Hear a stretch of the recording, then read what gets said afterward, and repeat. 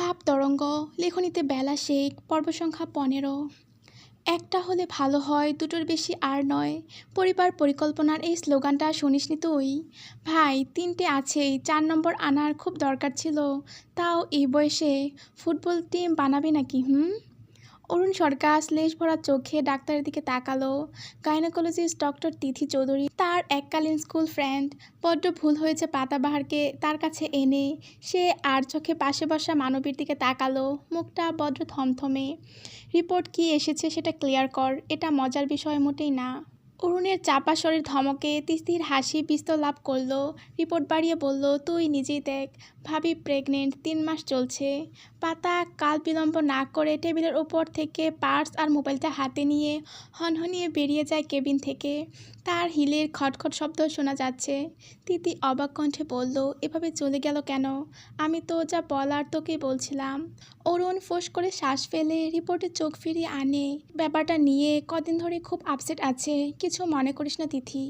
পাতার আচরণে একটু রাগ হলেও তিথি বুঝতে দিল না। হাসি মুখে বলল, ব্যাপারটা একটু লজ্জারই, কিন্তু তুই যে নির্লজ্জ। বাচ্চারা বড় হয়ে গেছে, ওদের সামনে কোন মুখে যাবি ব্যাক্কেল? অরুণ কিছুই বলল না। তিথি নিচু কণ্ঠে বলল, চাইলে অ্যাবর্শন করাতে পারিস। Are you out of your mind? How could you say that Tithi? So you are planning to raise a baby in this age? Prahar ছোট হলেও অর্ণাব যথেষ্ট বড় হয়ে গেছে। এই স্টেজে বেবি। অরুণ, পাতার কথা একবার ভাব। ওই বেচারি কিভাবে সহ্য করবে? বাড়ন্ত পেট নিয়ে সে প্রাপ্তবয়স্ক ছেলে মেয়ে, দেবর ননদ, পাড়া প্রতিবেশীদের সামনে যাবে কিভাবে? অরুণ তাৎক্ষণিক জবাব দিল না। একটু ভেবেচিন্তে বলল, সে অলরেডি আমাদের মাঝে এসে গেছে, এখন আর এসব বলে লাভ আছে? তুই ডাক্তার মানুষ, কই সাহস দিবি তা না করে অ্যাবর্শনের কথা বলছিস? তোরা ডাক্তাররা এত কষায় কেন রে? একটা প্রাণকে দুনিয়া দেখার আগে মেরে ফেলার পরিকল্পনা করিস, গজব পড়বে তোদের উপর। অরুণের ফর্সা মুখ রাগে লাল হয়ে এসেছে। তিথি ক্লান্ত স্বরে বলে, পেট তোর ফুলবে না অরুণ। আমাদের সমাজের মানুষগুলো খুব লো মেন্টালিটির হয়। তাদের অন্যের ব্যাপারে নাক গলাতেই হবে, খিল্লি ওড়াতেই হবে। তারা নিজেদের আনন্দ মুহূর্তেও অতটা আনন্দ উপলব্ধি করে না যতটা অন্যকে নিচু করে পায় আনন্দ, যতটা অন্যকে নিচু দেখিয়ে পায়। আমার এক পেশেন্ট আছে, 2টো মেয়ে আছে তার, একটার বিয়ে হয়ে গেছে আর একটা ভার্সিটির স্টুডেন্ট। তো ছেলের আশায় আরেকবার বেবি প্ল্যানিং করে। বেবি প্ল্যানিং করলে পাড়া প্রতিবেশী যেন হাতে ঈদের চাঁদ পেয়ে যায়। মহিলা ঘর থেকে বেরোনো বন্ধ করে দিয়েছিল, কিন্তু ঘরেও যে অশান্তি। তার মেয়ে দুটো মাকে জানা তাই বলে অপমান করে। যে মেয়ের বিয়ে হয়েছে সে কি বলে জানিস? অ্যাবর্শন না করালে মা বাবার সাথে সম্পর্ক ছিন্ন করবে। শেষমেশ বেচারি অ্যাবর্শন করাতে বাধ্য হয়। কত কাজ ছিল মহিলাটি। অরুণ সরকার টেবিলে কোনোই ঠেস দিয়ে চোখ ডলে, ক্লান্ত লাগে, বুকটা জ্বালাপোড়া করে। মনে হচ্ছে মস্তিষ্কের ভেতর ঝিঁঝি পোকার দল আক্রমণ করছে। Arun, are you okay? Yeah. No, are you not? I am fine. উঠছি তিথি। পাতার ওভাবে চলে যাওয়ায় কিছু মনে করিস না যেন। বাচ্চা মেয়ে। বাচ্চা মেয়ে? মুখের কথা কেড়ে নিয়ে কৌতুক স্বরে বলল তিথি, ভ্রু যুগলে দুষ্টু নাচন। অরুণ মৃদু অধর বাঁকিয়ে বলে, তোর সাথে তুলনা করলে বাচ্চাই তো। তিথি বুড়ি ডাকলে খেপতিস না। তিথি সত্যি বুড়ি হয়ে গেছে। In my mind I am just 16। Arun report দিয়ে তিথির মাথায় মেরে বেরিয়ে যায় কেবিন থেকে। তিথি মুচকি হাসে। হারিয়ে যাওয়া যৌবন যদি ফিরে পাওয়া যেত। অরুণ লম্বা লম্বা পা ফেলে পার্কিং লটে পৌঁছায়। পাতা গাড়িতে হেলান দিয়ে দাঁড়িয়ে আছে, চোখ মুখ ফুলে আছে, আখি পল্লব ভেজা, কোটরে এখনও পানি টলমল করছে। অরুণ বলার মতো ভাষা পেল না। ডোর লক খুলে গাড়িতে বসে। ফ্রন্ট সিটের দরজা খুলে দিতেই পাতা এসে বসলো। অরুণ গাড়ি পার্কিং লট থেকে রাস্তায় আনে, আর চোখে পাতার কান্না ভেজা মুখ দেখে দীর্ঘশ্বাস ফেলে হাতটা নিষ্পিস করে মাথায় স্নেহের হাত বুলিয়ে দিতে চায়, কিন্তু কিসের জড়তা এসে বাধা দেয়। আমাদের দেরি হচ্ছিল বলে বাচ্চারা মিরপুরের উদ্দেশ্যে রওনা হয়েছে, আমরা সরাসরি সেখানে যাই। পাতার উইন্ডো স্ক্রিনে নজর স্থির রেখে বলল, আমার শরীর খারাপ লাগছে, যাব না। রিকশায় তুলে দিন, আমি বাড়ি যাব। অরুণের নিষ্পিস করা হাত সুযোগ পেয়ে যায়, হাত বাড়িয়ে পাতার কপাল গলা ছুঁয়ে দেয়। উদ্রেক প্রকাশ করে বলে, খুব বেশি খারাপ লাগছে, বমি বমি ভাব হচ্ছে কি? পাতার ক্রোধভরা চাহনিতে অরুণ নিজেকে সংযত করে। একবার চেক আপ করে গেলেই তো হতো, গাড়িটা ঘোরাই। বাড়ি যাব আমি। পাতার দৃঢ়তার সাথে জবাব দিল। অরুণ আর কিছু বলল না, গম্ভীর মুখে গাড়ি চালানোয় মনোনিবেশ করল। পাতা একবার বলল, আমাকে রিকশায় তুলে দিন আর আপনি মিরপুর যান, আমিও যাব না। পাতা কতক্ষণ গম্ভীর মুখ পানে চেয়ে রইল। এক্ষুনি বলে দিবে কি?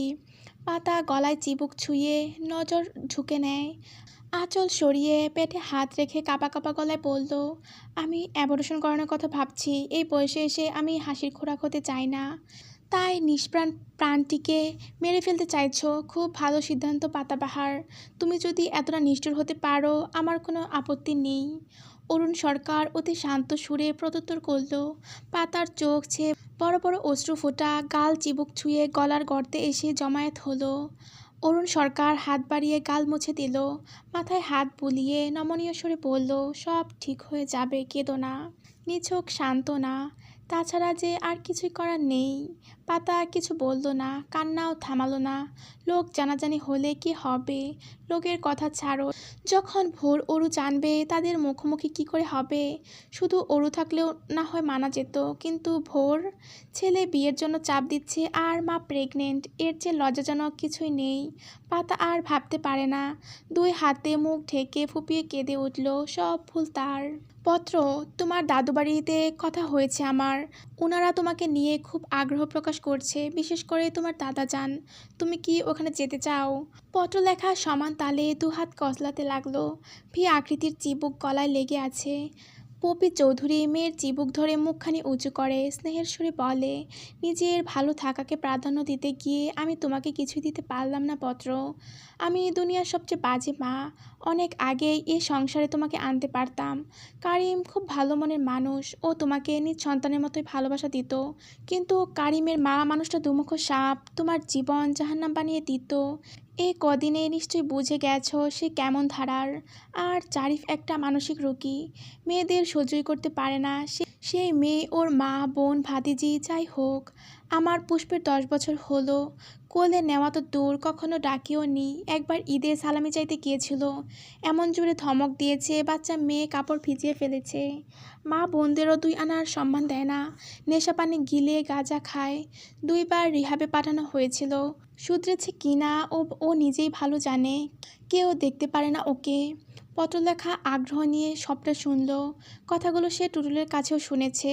পপি চৌধুরী আরও বলল, জারিফ তোমাকে ভিন্ন চোখে দেখে তা হয়তো বুঝতে পেরেছ। বাড়িতে কম বেশি সবাই খুশি। মেয়ে বিদেশি ছেলে বিয়ের কথা বলছে, খুশি হবে না? ওরা চাইছে যত দ্রুত সম্ভব কথা আগাক। আমার শাশুড়ি কারিমের কাছে প্রস্তাবও দিয়েছে, কিন্তু কারিম মানা করেছে। আরে তোমাদের কি বুদ্ধি জ্ঞান সব লোপ পেয়েছে? কোন আক্কেলে আমার মেয়ের সাথে আমার এই দেবরের কথা বলিস? কারিম শুনিয়েছ কয়েক কথা, এখন আমার ভয় করছে জারিফ উল্টাপাল্টা কিছু করে না বসে। পত্র, আমার মা। আমি কি বলছি বুঝতে পারছো? পত্র লেখার অবাক হওয়ার পালা। জল এতদূর গড়িয়েছে। এই জারিফ মোল্লা নিঃসন্দেহে মেন্টাল মোল্লা নাম রেখে সে ভুল কিছু করেনি।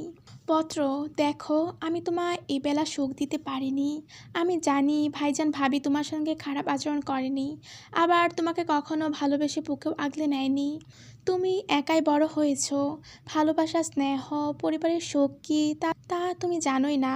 তাই আমি চাই তোমাকে সুখী পরিবারে পাঠাতে, একটা বিশ্বস্ত হাতে তোমাকে তুলে দিতে। সে তোমাকে বুঝবে, সর্বস্ব দিয়ে আগলে রাখবে, তোমাকে সম্মান করবে, তোমাকে সুখে রাখার জন্য সে সব করবে। সেখানে তুমি আপন পরিবার পাবে। পত্র, অনেকেই সহানুভূতি দেখিয়ে তোমাকে বিয়ে করতে চেয়েছে, অনেকেই তোমার রূপের মোহে পড়েছে।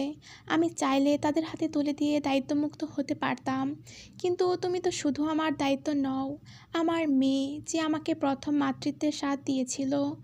হয়তো আমি ভালো মা নই, কিন্তু খারাপ মাও হতে চাই না পত্র। আমি আমার সোনা বাচ্চাকে খুব ভালোবাসি। পত্রলেখা নীরব কান্নায় বুঁদ হয়। পপি মেয়েকে বুকে টেনে নেয়, আদর করে বলে, তোমার দাদা যান তোমাকে আফগানিস্তান পাঠাতে বলছে, কিন্তু আমি তোমাকে পাঠাতে চাই না। আবার আমি তোমাকে এ বাড়িতেও রাখতে ভয় পাচ্ছি, জারিফের ভয়। আমি বর্ষা আপার সঙ্গে কথা বলে ওদের সাথে যদি একটা বন্দোবস্ত করে দিই। ওদের সাথে থাকবে নাকি গার্লস হোস্টেলে থাকবে? পত্রলেখা বিষণ্ণ চোখে নাবোধক মাথা নাড়ে, ইশারায় বোঝায় সে এ বাড়িতে থাকতে চায় মায়ের কাছে। এখানে তার একমাত্র বন্ধু টুটুল আছে, কারিম আঙ্কেলের স্নেহমাখা হাত আছে যা যা পুষ্পের মতো তার মাথাতেও স্নেহ রেখে দেয়। পুষ্পের দাদি আর মেন্টাল মোল্লা বাদে বাড়ির সবাই ভালো। সে সবসময় চাইতো মায়ের কাছাকাছি থাকতে, কিন্তু মা তাকে নিতেই চাইতো না। সে রাগারাগি করতো, জিনিসপত্র ভাঙচুর করতো। তখন নানু বুঝিয়ে বলতো মায়ের পরিস্থিতি। সেও বুঝতে পারতো কিছু কিছু, আবার খারাপ লাগা কাজ করতো, অঢেল অভিমান হতো। কিন্তু মা প্রতি সপ্তাহ অন্তর অন্তর তার সঙ্গে দেখা করতে এসে তার জন্য অনেক উপহার আনতো। তখন সব অভিমান ভেঙেচুরে তছনছ হয়ে যেত। তাকে সময় দিত, ঘুরতে নিয়ে যেত, শপিং করিয়ে দিত, তার সঙ্গে বসে কার্টুন দেখতো, তার সমস্ত দরকার পূরণ করত। শুধু বুকে জড়িয়ে ঘুম পাড়িয়ে দেয়নি কখনো। পটলেখার মনে নেই শেষ কবে মায়ের বুকে ঘুমিয়েছে। পপি চৌধুরী দীর্ঘশ্বাস ফেলে মেয়ের মাথায় হাত বুলিয়ে দেয়। পত্রকে এ বাড়িতে রাখা সম্ভব নয়। জারিফ মোল্লাকে চিনে সে, ওর যা চায় তা পেতে যা কিছু করতে পারে। কিছু একটা তো করতেই হবে। পত্রলেখা চেয়ার টেনে বসে, নোটবুক টেনে নিয়ে কলম আঁকিবুকি করতে ব্যস্ত হয়ে পড়ে। জারিফ মোল্লা বাগান পরিচর্যা করছিল। হঠাৎ চোখ পড়ে বাগানের বেড়া ঘেঁষে দাঁড়ানো মানবীর উপর। জারিফ মোল্লা চোখ ফেরাতে পারে না। এ কি সত্যিই মানবী, নাকি আসমান থেকে নেমে আসা কোনো হুড়পুরি? অফ হোয়াইট লেগিংসের সাথে সেম কালারের শর্ট কামিজ, রং বেরঙের জর্জেট ওড়না বাতাসে উড়ে বেড়াচ্ছে। ভাসা ভাসা চোখ দুটো হাসছে হাসছে গোলাপি রঙের ছোঁয়া পাওয়া অধৈর্যগুলো। তার হাসিতে জারিফ মোল্লার মন ফাগুনের দোলা লাগে। প্রথমবার মেয়েটাকে হাসতে দেখল সে। তুড়ি বাজানোর শব্দে জারিফের স্বয়ংবিদ ফিরল।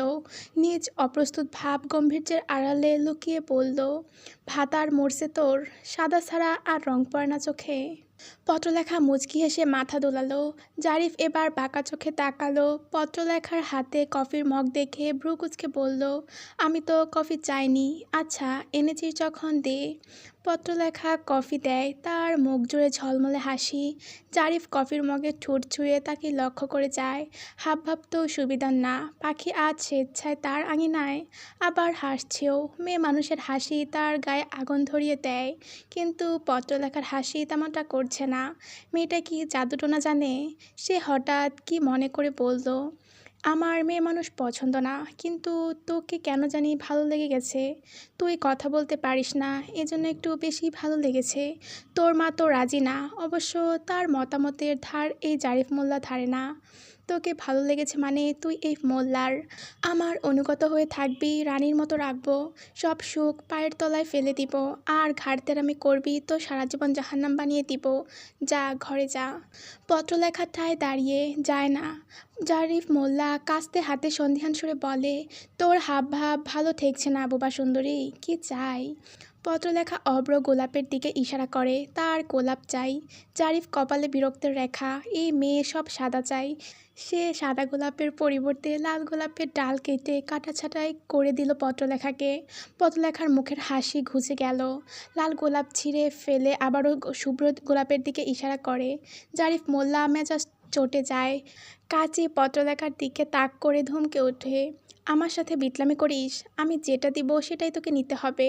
এখন থেকে তোর লাইফ বাট রুলস আমার, বুঝতে পেরেছিস? পত্রলেখা নিজেই বাগানের ভেতর চলে আসে। মোল্লার হাত থেকে কাস্তে ছিনিয়ে গোটা তিনেক শুভ্র গোলাপ কেটে নেয়। তারপর গোলাপ তিনটে একসাথে করে খোঁপায় গুজে নিয়ে ভুবন ভোলানো হাসি দেয়। কিছু মনে পড়ায় কাস্তে ঝুলানো ব্যাগ থেকে একটা ভাঁজকৃত কাগজ বের করে মোল্লার হাতে দেয়। জারিফ যার পরনায় অবাক হয়। Love letter? বলতে না বলতে কাগজের উপরে লেখা চোখে পড়ে, গোটা গোটা অক্ষরে লেখা, হুমকিপত্র। জারিফ কপালে ভাঁজ ফুটিয়ে ভাঁজকৃত কাগজ খুলে দেখে মহারানী পত্র, বিশাল পত্র লিখেছে। অশ্রদ্ধেয় মেন্টাল মোল্লা। চোখ বড় বড়। সম্বোধনে চোখের আকার বড় হয় জারিফের। আগুন ঝরা দৃষ্টি ফেলে পত্রলেখার উপর। পত্রলেখা মিষ্টি করে একটা হাসি উপহার দিয়ে পড়তে ইশারা করে। জারিফ তাত কিরমির করে পড়া শুরু করে। অশ্রদ্ধেয় মেন্টাল মোল্লা। চোখ বড় বড় করার কিছুই নেই, নামটা আপনার সাথে মানানসই। চিঠিখানা চোখ খুলে পড়ুন, পড়ে ঘিলুতে তুলে রাখুন। লজ্জা করে না? খুঁড়িয়ে পেঁচিয়ে হলেও আমি আপনার ভাতিজি লাগি। তাকে আপনি খারাপ নজরে দেখেন। আপনার চোখে আমি মরিচ টলে দিব। আমাকে অসহায় ভেবে ভুল করবেন না। আরেকটা কথা শুনে রাখুন, আমার মন বাড়ির একমাত্র মানুষ আছে। He is everything to me. নসিবে থাকলে আমি একদিন তার বউ হব।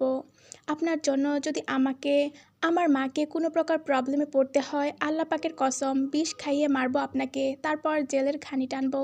ইতি পত্রলেখা মুবিন পাঠান। পুনশ্চ চিঠি পড়ার সাথে সাথে ছিঁড়ে ফেলার অনুরোধ। কফিতে তেলাপোকা মরার বিষ ছিল। আপনি মরলে এই চিঠি আমাকে ফাঁসিয়ে দিতে পারে, যদিও না মরার চান্স বেশি, আর মরলে তো আলহামদুলিল্লাহ। জারিফ মোল্লা তড়িৎ গতিতে নজর তুলে, সামনে পত্রলেখা নেই, কোথায় গেল? ইতিওতে তাকাতেই রাস্তায় চোখ পড়ে। টুটুলের বাইকে বসে পত্রলেখা। শাঁসা গতিতে বাইকটি চোখের আড়াল হয়। জারিফ মোল্লা হাতের চিঠি মুচড়ে কঠিন চোখ বানায়। এই ছোকরাই কি পত্রলেখার মনের মানুষ? একান্তে দেখা করতে হচ্ছে যে, তবে এই মুহূর্তে পেট খালি করা আবশ্যক। কি জানি পথ মেয়েটার বিশ্বাস নেই। মেন্টাল মোল্লার সাথে বেশ হাসছিলে, কাহিনী কি পত্র? ভালো টালো বেশি ফেলুনি তো আবার? পত্রলেখা দীর্ঘ শ্বাস ফেলে মাথা নাড়ালো। টুটুল লুকিং গ্লাসে পত্রলেখাকে উদাসীন হয়ে থাকতে দেখে প্রশ্ন করলো, মন খারাপ নাকি? পত্রলেখা মাথা দুলালো, মনটা একটু বেশি খারাপ। মন বলছে মায়ের কাছে থাকার মেয়াদ ফুরিয়ে এসেছে। বান্দা গুড লুকিং হলে 7 খুন মাফ। মেন্টাল মোল্লা দেখতে কিন্তু মারাত্মক হ্যান্ডসাম, জানো তুমি? এলাকার সব মেয়েদের ড্রিম বয় ওই মেন্টাল মোল্লা। মোল্লা সাহেব অবশ্য কাউকে পাত্তা দেয় না। কোনো মেয়ে ওর দিকে তাকিয়ে হাসলেই মেয়ের বাপের কাছে নালিশ আসবে। আপনার মেয়ের চরিত্রে ঘাপলা আছে, সময় থাকতে শুধরে নিন, নয়তো আমাকে বলুন, চড়িয়ে গাল লাল করে দিব।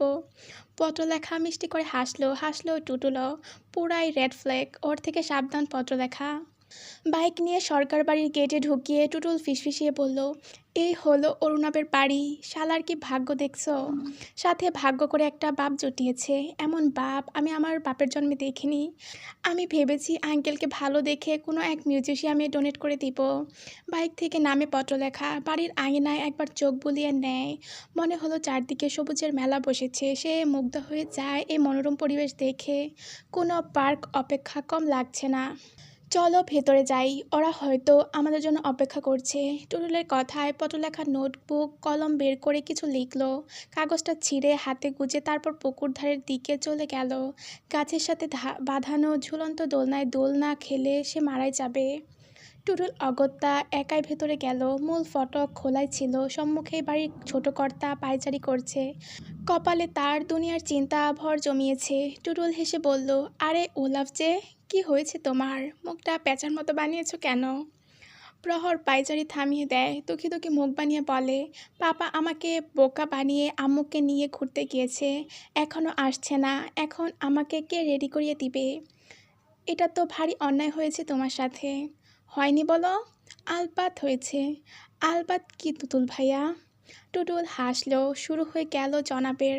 এখন কি বলবে? এই ছেলের সাথে কথা বলেও শান্তি নেই। সে গলা খাকারি দিয়ে বলল, ওলাভ, তোমার জন্য একটা সারপ্রাইজ আছে। Wow, I like surprise. প্রহর আনন্দে লাফিয়ে ওঠে। টুটুলের বাহু ঝাঁকে বলে, বলো না কি সারপ্রাইজ? লাল টুকটুক বউ। প্রহরের গোলগাল চোখ দুটো জলজল করে ওঠে। মুখে হাসিরা দোল খাচ্ছে। সে চোখ বড় বড় করে বিড়বিড় করে, ওয়াও, লাল টুকটুক বউ তোমার চাই? চাই তো, কোথায় আমার বউ? টুটুল হেসে প্রহরের গাল জোড়া টেনে দিয়ে বলল, বাইরে দাঁড়িয়ে আছে, খুঁজে নাও তোমার লাল টুকটুকে বউকে। প্রহর 1 মিনিটও দেরি করে না। নাচতে নাচতে বউকে খুঁজতে চলে যায় বাড়ির বাইরে। কিন্তু এ কি, কোথায় তার লাল টুকটুকে বউ? দূর দূরান্তে অবধি কোনো মানুষই চোখে পড়ছে না। আব্বুর মতো টুটুল ভাইও কি তাকে বোকা বানালো? প্রহরের মুখটা কালো হয়ে আসে, চোখে নোনা জল জমে। 2 হাতে চোখ কসলাতে কসলাতে সে বাড়ির ভিতরে যাওয়ার জন্য পা বাড়ায়। হঠাৎই মন বলল, পুকুর ঘাটের দোলনায় কেউ আছে। প্রহর চোখ ডলা বন্ধ করে সেদিকে এগিয়ে যায়। একটু পরই কালো মেঘ জমা মুখ জুড়ে রোদ্দুরের হাতছানি দেয়। মিটিমিটি হেসে বলল, ওহো! আমি তো ভাইটুসের আগেই বউ পেয়ে গেলাম। আল্লাহ, তুমি আমাকে কত্ত ভালোবাসো, আমিও তোমাকে ভালোবাসি। এখন তুমি আমার ভাইটুসকে একটা বউ দিয়ে দাও কেমন? নইলে আমার বউ দেখে বাইটুসের কষ্ট হবে। আমি চাই না বাইটুসের কষ্ট হোক। Please Allah please. পটলেখা দোলনায় হারিয়ে গেছে পুকুরের টলমলে পানিতে। প্রতিবার যখন তার প্রতিচ্ছবি দেখছে মনটা নেচে কুদে উঠছে। খালি পায়ে মাটিতে চাপ প্রয়োগ করে পটলেখা দোল খাওয়ার গতি বাড়ায়। ইস, কেউ যদি ধাক্কা দিয়ে সাহায্য করতো। হ্যালো বউ। পটলেখা সচকিত ভঙ্গিতে পাশে তাকায়। দোলনার রশি নড়ে এলোমেলো দুলতে থাকে। ফলাফল স্বরূপ গাছের সাথে বাড়ি খায়। ব্যথায় অদ্ভুত গো গো শব্দে গঙিয়ে ওঠে। প্রহর মুখে হাত চাপা দিয়ে বড় বড় করে তাকালো। দোল থামাতেই সে ছুটে যায় পটলেখার কাছে। বাহু ধরে কাঁদো কাঁদো মুখে বলে, তোমার লেগেছে বউ? পটলেখা মাথা দুলাতে নিয়েছিল, কিন্তু বউ সম্বোধনে টাসকি খেয়ে যায়। প্রহরের পেটে আঙুলের খোঁচা মেরে হাতের মুঠি চক্রাকারে ঘুরিয়ে বোঝায়, তুমি কে? প্রহর চোখ পিটপিট করে চাইল, তারপর লাজুক হেসে চট করে পটলেখার ঠোঁটে চুমু খেয়ে দু হাতে মুখ লুকিয়ে বলল, আর তুমি আমার লাল টুকটুকে বউ, আর আমি তোমার বর। পটলেখা দোলনা উল্টে মুখ থুবড়ে পড়ে এবার। ব্যথা পেলেও তা অনুভব করতে পারল না। সে আপাতত কোমায় ঘুরে বেড়াচ্ছে। কি বিচ্ছু ছেলে, চেনা নেই জানা নেই বউ বলছে, আবার চুমো খাচ্ছে, তাও ডাইরেক্ট ঠোঁটে। তার স্বামী হকে ভাগ বসিয়েছে। পটলেখা উঠে দাঁড়ালো, গায়ের ময়লা ঝেড়ে চোখ মুখে রাগি রাগি ভাব ফুটিয়ে তুলে বলল, চোখ রাঙিয়ে শাসালো। প্রহর আঙুলের ফাঁকে তাকায়, একটু ঘাবড়ায় বই কি, মিনমিন সুরে বলে, তুমি কি ড্রাকুলা? পটলেখার চাহনি সূক্ষ্ম হয়। ডেনিম ডাঙ্গারিজ পোশাক পরা প্রহরকে উপরনিচ পর্যবেক্ষণ করে। ভেতরে ফুল হাতার সাদা শার্ট, এলোমেলো চুল কপাল ঢেকে রেখেছে। কে এই বাচ্চাটা? বউ। প্রহর কয়েকবার মিষ্টি করে ডাকলো, কিন্তু পটলেখার তরফ থেকে ভ্রু কুচকানো ছাড়া কোনো সাড়া শব্দ না পেয়ে গাল ফুলিয়ে বলে, আতা গাছে তোতা পাখি, ডালিম গাছে মৌ, এত ডাকি তবু কথা কও না কেন বউ?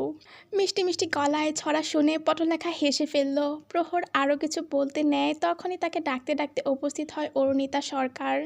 বাবার মতো গম্ভীর সুরে বলে, Olaf, what are you doing here? I am looking for you. Who is she? অজ্ঞাত রমণীকে দেখে প্রশ্ন করে সে। ওলাফ লাজুক হেসে বলল, শি ইজ মাই লাল টুকটুকে বউ। টুটুল ভাইয়া এনেছে আমার জন্য। মামামের মতো সুন্দর, তাই না বলো? অর্ণিতা সূক্ষ্ম চোখে একবার 5 বছরের ভাইটির দিকে তাকায়, পরপরই পটলেখার দিকে তাকিয়ে ভদ্রসুলভ কণ্ঠে বলে, hello, do you know Tutul ভাইয়া? পটলেখা মাথা দোলায়। নাক শিকে তুলে রাখা গোমরা মুখ, কিছুটা অরুণ সরকারের মতো দেখতে স্বাস্থ্যবান মেয়েটিকে পটলেখার চিনতে পারে। অর্ণবের ছোট বোনটি, কিন্তু এই বিচ্ছুটা কে? প্রহরের দিকে তাকায় সে। How are you related to Tutul ভাইয়া? অর্ণিতার প্রশ্নে পটলেখা ছোট ছোট চোখে চায়। নোটবুক বের করে ইংরেজি শব্দে লিখে দেয়, ফ্রেন্ড। অর্ণিতা ভাবার সময় পায় না। রূপক সরকার এসে হাজির। সে অর্ণিতাকে চাপা সরে ফিসফিসিয়ে বলে, টুটুল ভাইয়ার বন্ধু, পটলেখা পাঠান। শি ইজ মিউট, কথা বলতে পারে না। সুন্দর না দেখতে? ভাবছি পটিয়ে তোর ভাবি বানাবো। অর্ণিতার উদ্দেশ্যে কথা ফুরালে রূপক পটলেখার দিকে ফিরে চাঞ্চল্যকর কণ্ঠে বলে, হ্যালো আপু, কেমন আছেন? আমি রূপক সরকার, গোমরামুখের মেয়েটা অর্ণিতা, আর এই হলো সবচেয়ে ছোট প্রহর। পটলেখা হাত নাড়িয়ে হাই বোঝায়।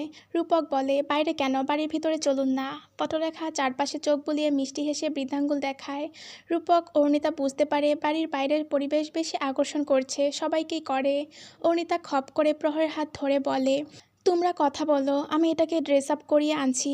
প্রহর যেতে চায় না, পটলেখার দিকে কাঁদো কাঁদো চোখে চায়। অরুণিতা একটা ধমক লাগায়, এরপর টেনে হিঁচড়ে নিয়ে যায়। পত্রলেখা প্রহরের দিকে তাকিয়ে মুচকি হাসি দিল। প্রহরের কাঁদো কাঁদো চোখ দুটো নিমিষে বড় বড় হয়ে যায়। বিড়বিড় করে বলে, wow, she is so pretty, like মাম্মাম। ডাক আউটে কোচ, স্টাফ আর খেলোয়াড়দের ভিড়ে বসে 2 আঙ্গুলের চাপে বাদামের খোসা ছাড়ায় অরুণাব। বেশ কিছু দানা জমলে দু হাতের তালুতে ঘষে বাদামের গায়ে জড়ানো লাল চেকার আবরণ ছাড়ায়। ফু দিয়ে সেগুলো উড়িয়ে মুঠো ভরা বাদাম কোচের হাতে দেয়। কোচ মইনুল হোসেন বাদাম মুখে নেয়। অর্ণবের ভোঁতা মুখ দেখে ঠোঁট টিপে হাসেন। ছেলেটাকে যেমন ভেবেছিল আদতেও তেমন না, খুব সাধারণ একটা ছেলে। উচ্চবিত্ত পরিবারে হয়েও পোশাক পরিচ্ছদে সাধারণের ছাপ, সাধারণ চলাফেরা, মিশুক ভাবটা একটু বেশি নজর কাড়ে। সবার সাথে সুন্দর করে কথা বলবে, আবার মজাও করবে, অথচ প্রথমে অহংকারী ভেবে অপছন্দের তালিকায় ফেলে দিয়েছিল সে। তবে ছেলেটার মাথায় একটু ছিট আছে। একজন খেলোয়াড়ের জন্য ক্রিকেট শুধু খেলা বা প্যাশন হলে চলবে না, ক্রিকেট হতে হবে ইমোশন, হৃদয় নিংড়ানো ভালোবাসা। যখন মাঠে নামবে নিজেকে সঁপে দিবে 22 গজের পিচে। তোর আন্ডার 19-এর সব খেলা আমি দেখেছি। খারাপ খেলিস না, কিন্তু একটু বেশি কনফিডেন্স রাখিস, যার জন্য অনেকবার মুখ থুবড়ে পড়েছিস। মনে আছে এশিয়া কাপের সেমিফাইনালের বোলারের স্লেজিংয়ের শিকার হয়ে মারমুখো ব্যাটিংয়ের জন্য 0 রানে পেভিলিয়নে ফিরেছিলি, অথচ সেদিন উচিত ছিল ঠান্ডা মাথায় স্ট্রাইক করে যাওয়া। সেখান থেকে শিক্ষা না নিয়ে তুই বারবার একই ভুল করিস অরু। সবসময় মারমুখো ব্যাটিং বা বোলিং দলের জন্য ক্ষতি বয়ে আনে। এমনিতে তো কুল থাকিস, কিন্তু যখন কুল থাকার কথা সেখানে রেগে মেগে সব বিগড়ে দিস। You should learn how to come. তো শিখিয়ে দিলেই পারেন। চা আন, কফি আন, পানি দে, চিকেন তান্দুরি খাবো, বাদাম ছিলে দে, বাতাস কর, শুয়ের লেজ বেঁধে দে। কোনটা বাদ রেখেছেন? পা অবধি টিপিয়েছেন, এখন চুমু খাওয়া বাকি। Coach, I think you forget that I am not your wife. Don't mind, just kidding. Arnab মুখ ফুসকে অনেক কিছু বলে দেয়, সাথে আফসোসও হয়। মইনুল হোসেন কতক্ষণ ভস্ম করা দৃষ্টি নিক্ষেপ করে মুখ ফিরিয়ে নিলেন। অর্ণব মুখ গুমরা করে বলল, সরি কোচ। মইনুল হোসেন বাঁকা চোখে পেছনে দর্শক সারিতে বসা এক রমণীর দিকে তাকায়। অর্ণবকে খোঁচা দিয়ে বলে, চোয়ালে দাড়ি উঠে ঠিকঠাক দাঁড়াতে পারলো না, এর মধ্যে গার্লফ্রেন্ড বানিয়েছিস। Bravo Aru, bravo. অর্ণব নীলাশার দিকে তাকিয়ে বলে, গার্লফ্রেন্ড না, সে আমার সিনিয়র, টেলিভিশনের ছোট পর্দায় কাজ করে, সাব্বির ভাইয়ের সুন টু বি গার্লফ্রেন্ড। আমাদের সাব্বির? জি কোচ, ইটস সিক্রেট। জানাজানি হলে সাব্বির ভাই আমাকে কিমা বানাবে। তোর নেই গার্লফ্রেন্ড? অর্ণব কোচের দিকে সরাসরি তাকিয়ে ঠোঁট উল্টে বলে, না কোচ, আমি এখনও বাচ্চা ছেলে। মইনুল হোসেন মুখ বাঁকালেন, বললেন এসেছে 20 বছরের বাপের দুধ খাওয়া বাচ্চা ছেলে। শোন অরু, এসব প্রেম ভালোবাসায় জড়াস না। ভালোবাসা নিছক অভিনয় ছাড়া কিছু না। সুখের পুকুর দেখিয়ে আগুনের মহাসাগরে ফেলে দিবে। সত্যিকারে ভালোবাসা একদিন ঠিকই পূর্ণতা পায়। এটা পুরো বাজে কথা। ভালোবাসার যন্ত্রণা ছাড়া কিছুই দিতে জানে না। তুই যত লয়াল থাকবি, অপরপক্ষ ততই বেইমানি করে বেড়াবে। এটা শতভাগ সঠিক। 20 মানুষকে সাথে সাথে মেরে ফেললেও ভালোবাসা মানুষকে আস্তে আস্তে মারে। তাই ক্যারিয়ারে ফোকাস কর, শুধু টিকেটটাকে ভালোবাস। অর্ণবের খুব করে বলতে ইচ্ছে করে, ছ্যাঁকা খাইছনি মাম্মা, কিন্তু গুরুজন বলে মুখ টিপে হাসে, পেটের কথা পেটেই রেখে দেয়। কোচ মইনুল হোসেন প্রেম ভালোবাসা নিয়ে বকর বকর করেই যাচ্ছে। অর্ণব বাদাম ছিলে নিজ মুখে পুড়ে। কোচের এই প্রসঙ্গ বিরক্ত লাগায় প্রসঙ্গ বদলাতে বলল, কোচ, আমাদের কবে মাঠে নামাবেন? অলরেডি 3টে ম্যাচ হয়ে গেছে। সময় আসুক, শুনিসনি ওস্তাদের মার শেষ রাতে? ততদিন তুই আমার খ্যাদমত করে যা। অর্ণব মনে মনে কোচের 14 গোষ্ঠী দফা রফা করে প্লাস্টিকের হাসি ফুটিয়ে মাথা নাড়ে। মিনিট 5 পর কেউ কাঁধে হাত রাখে। অর্ণব পিছু ফিরে দেখে তারই এক টিমমেট চৈতন্য কুমার। সে বলল, কিছু বলবে চৈতন্যদা? তোর সাথে দেখা করতে এসেছে কেউ। অর্ণব চমকালো না, নিশ্চয়ই আব্বু এসেছে। কোথায় আব্বু? চৈতন্য মিটমিট করে হেসে বলল, আঙ্কেল না, তোর ভাই বোনেরা এসেছে। ওই তো গ্যালারিতে, ইস্ট আপার ব্লক বি আর5। অর্ণব ঘাড় ঘুরিয়ে পশ্চিম দিকে ব্লক বির দিকে তাকায়। আরে পুরো পল্টন এসেছে দেখছি। অর্ণব কোচকে বলে সেদিকে চলে যায়। গায়ে লাল জার্সি, মাথায় সাদা ক্যাপ, পায়ে স্পোর্টস শু, মুখে সাদা মাস্ক, চোখে কমলা শেডের রোদ চশমা। প্রহর চিনতে 1 সেকেন্ড সময় নেয় না। 2 হাত নাড়িয়ে গলা ফাটিয়ে ডাকে, ভাইটুস। শান্ত গ্যালারি আকস্মিক তার চিৎকারে প্রতিধ্বনিত হয়ে ফিরে আসে। গ্যালারি ভর্তি মানুষের মাঝে চাপা গুঞ্জন শোনা যাচ্ছে। সবাই হাসছে। ড্রোন ক্যামেরা তার দিকে এগিয়ে আসছে। জায়ান্ট স্ক্রিনে তার হাসি মাখা মুখ। ম্যাচের হোস্ট তার কথাই বলছে। অর্ণব হেসে এগিয়ে যায়। ছোটন্ত প্রহরকে বগলদাপা করে শূন্যে দোল দেয়। Hey little buddy, I missed you so much, did you missed me? Prahar 2 হাত প্রসারিত করে বলে, এত এত মিস করেছি ভাইটুস। So sweet of you Olaf. Giant স্ক্রিনে এবার 2 ভাইয়ের ভালোবাসা মাখা মুহূর্ত। অর্ণব প্রহরকে সেদিকে তাকাতে ইশারা করে। স্ক্রিনে নিজেকে দেখেই লজ্জা পায় প্রহর, 2 হাতে মুখ ঢেকে নেয়। স্ক্রিনে মাঠের দৃশ্য ফিরে এলে অর্ণব ভাইকে কোলে নিয়ে বাকি সবার সাথে দেখা করে, হাই হ্যালো করে। আনিকার বেস্ট ফ্রেন্ড তুবা, রূপ ভাবুক চড়ুই, নয়ন টুটুল আর অর্ণবর নামটা মনে করতে পারল না। দিয়ে কিছু একটা ছিল হয়তো। সে অতশত না ভেবে আনিকার দিকে ফিরে তাকালো। চোখাচোখি হতেই ঠোঁট চেপে হাসল ক্ষণ। বাম গালে গর্তের মতো কিছু সৃষ্টি হলো। টোল ছিল।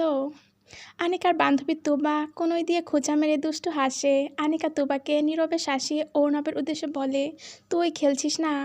খেললে মাঠে থাকতাম না। প্রহরকে নামিয়ে দিয়ে আনিকার প্রশ্নের জবাবে প্রশ্ন করে অর্ণব।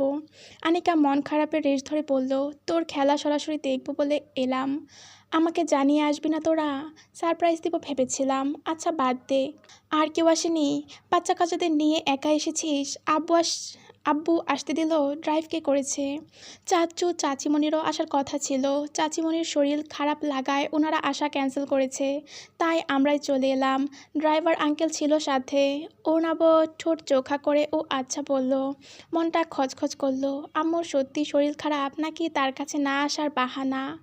পাবলিকের গালি খেতে না চাইলে বসে পড় সবাই। টিকিট কেটেছিস কে? না, গেটম্যান তো তোর শ্বশুর লাগে, তাই ঠকতে দিল। টুটুল দাঁত কেলিয়ে বলল। অর্ণব শব্দহীন ঠোঁট নাড়িয়ে কিছু শব্দ উচ্চারণ করলো। টুটুল জিভ কামড়ে হাসলো। ধীমান স্বরে পত্রলেখার কানে কানে বলল, পত্র? তোমার ওকে কোন দিক দিয়ে ইনোসেন্ট লাগে? মিচকে শয়তান একটা। টুটুল পত্রলেখাকে বসতে ইশারা করে। পত্রলেখা বসে, তবে তার শান্ত চাহনি অর্ণব আর আনিকাতে নিবদ্ধ। দুজনে পাশাপাশি বসে ফিসফিস করে কথা বলছে। দুজনের মুখেই লাজুক হাসি বিদ্যমান। দুজনকে একসাথে বেশ মানায়। অর্ণব কথা বলার ফাঁকে আনিকার হাতটা মুঠোয় ভরে নেয়। আনিকা আতকে উঠে হাত ছাড়াতে মরিয়া হয়ে ওঠে। চাপা স্বরে বলে, ভোর, হাত ছাড়, কেউ দেখে নিবে। নীল দেখে সমস্যা কি? অর্ণব আনিকার চাপ প্রয়োগ করা ভাবলাসীনভাবে বলে। আনিকা লাজুক মুখে আশেপাশে তাকায়। কেউ দেখছে না, তবুও ভয় হয় তার। আকুতি ভরা কণ্ঠে বলে, ছাড় না ভাই। অর্ণব বাঁকা চোখে চেয়ে বলে, ভাই? হ্যাঁ ভাই, আপাতত তুই আমার ভাই হোস, বাকিটা বিয়ের পর দেখা যাবে। আই প্রমিসড মাইসেলফ, বিয়ের পর ভাই ডাকলে তোর এই বিনুনি আমি কেটে দিব। আনিকা বিনুনির সামনে এনে বলল, বিয়ের পর এই বিনুনি তোর গলায় ফাঁস হবে, মিলিয়ে নিস। আমার কথা পাই টু পাই মেনে চলতে হবে, কোনো ইতি উতি করা চলবে না। আমি উঠতে বললে উঠবি, খেতে বললে খাবি, ঘুমোতে বললে ঘুমাবি। জো হুকুম মেরে জানেমান। আনিকা খিলখিলিয়ে হেসে উঠল। হাসতে হাসতে বাহুতে মাথা ঠেকিয়ে বলল, I missed you buddy. Mithu. Liar, একটিবার যোগাযোগও করিস না। সব জায়গা থেকে আমাকে ব্লক করে রাখা হয়েছে। আমি কি কবুতরের পায়ে চিঠি পাঠাবো? আশ্চর্য মেয়ে মানুষ তোরা, কিছু হলো না ব্লক মারা শুরু। আনিকা গাল ফুলিয়ে বলে, you hurt me. You too. আমার হাত ছাড়, পারলে ছাড়িয়ে নে। বলেই অর্ণব আরেকটু শক্ত করে ধরে। আনিকা টলমল চোখে তাকায়। অর্ণব নাক মুখ কুঁচকে নিয়ে বলে, ন্যাকা কোথাকার। তুই আমাকে ন্যাকা বললি? বললাম। তুই একটা ইমোশনাল ফুল, মাথা মোটা বেকুব। Thank you. ভোর। কালা না আমি, ঠিকঠাক শুনতে পাই, চেঁচাস না। তুই আমাকে বিরক্ত করছিস? করছি।